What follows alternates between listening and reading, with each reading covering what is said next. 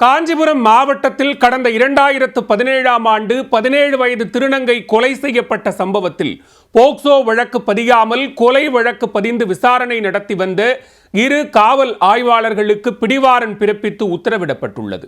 நீதிபதியின் உத்தரவுக்கு காரணம் என்ன? காஞ்சிபுரம் மாவட்டம் ஸ்ரீபெரும்புதூர் தாலுகாவில் உள்ள கிலாய் கிராமத்தில் கடந்த 2017ஆம் ஆண்டு எரிந்த நிலையில் எலும்புக்கூடு ஒன்று கண்டெடுக்கப்பட்டது. ஸ்ரீபெரும்புதூர் காவல்துறையினர் இதுகுறித்து விசாரணை செய்ததில் இறந்து போனவர் திருநங்கையானது என்பது தெரிய வந்தது. குற்றவாளிகளை பிடிக்க தீவிர தேடுதல் வேட்டையில் இறங்கிய அப்போதைய காவல்துறை ஆய்வாளர் நடராஜன் தலைமையிலான போலீசார் கொலை வழக்கில் தொடர்புடைய கார்த்தி, விஜய், செல்வகுமார் ஆகியோரை கைது செய்தனர். விசாரணையில் இவர்கள்தான் கொலை செய்து அந்த சடலத்தை மறைப்பதற்காக எரித்தது தெரிய வந்தது. அவர்கள் மீது கொலை வழக்கு பதிவு செய்த போலீசார் மூவரையும் நீதிமன்றத்தில் ஆஜர்படுத்தி சிறையில் அடைத்தனர். இதனிடையே காவல் ஆய்வாளர் நடராஜன் 2018ஆம் ஆண்டு பணி மாறுதலாகி சென்றுவிட புதிய காவல் ஆய்வாளராக விநாயகம் என்பவர் பதவிக்கு வந்துள்ளார். இந்த வழக்கு விசாரணை காஞ்சிபுரம் கூடுதல் அமர்வு நீதிமன்றத்தில் நடைபெற்று வந்தது. வழக்கு விசாரணை மந்த நிலையில் நடைபெற்று வந்த நிலையில் 2021ஆம் ஆண்டு விநாயகமும் பணி மாறுதலாகி சென்று விட்டார்.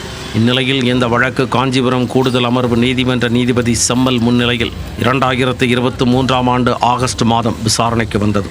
அப்போது இந்த வழக்கு குறித்து ஆராய்ந்த நீதிபதி கொலை செய்யப்பட்டு இறந்த திருநங்கைக்கு வயது 17 என்று காவல்துறை சார்பில் குறிப்பிடப்பட்டிருப்பதை கவனித்தார்.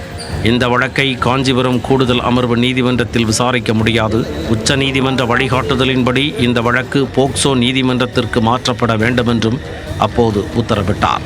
மேலும் உயிரிழந்த திருநங்கை பட்டியலினத்தைச் சேர்ந்தவர் என்பதால் SC/ST பிரிவின் கீழ் வழக்கை மாற்ற வேண்டும் என்றும் உத்தரவிட்டிருந்தார்.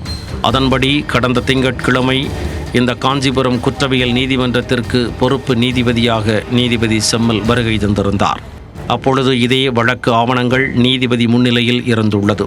அந்த வழக்கு இன்னமும் போக்சோ வழக்காக மாற்றப்படாமல் இருப்பது கண்டு அதிர்ச்சியடைந்தார். மேலும் இந்த வழக்கை விசாரித்து வந்த 2 காவல் ஆய்வாளர்களும் நீதிமன்ற உத்தரவை முறையாக பின்பற்றவில்லை என்பதையும் கவனித்தார். எனவே 2 காவல் ஆய்வாளர்கள் மீதும் பிடிவாரண்ட் பிறப்பித்து காஞ்சிபுரம் மாவட்ட நீதிபதி உத்தரவிட்டார். காஞ்சிபுரம் மாவட்டத்தில் போக்சோ நீதிமன்றம் இல்லாத காரணத்தினால் வழக்கை செங்கல்பட்டு போக்சோ சிறப்பு நீதிமன்றத்திற்கு மாற்ற வேண்டும் என்றும் உத்தரவிட்டார்.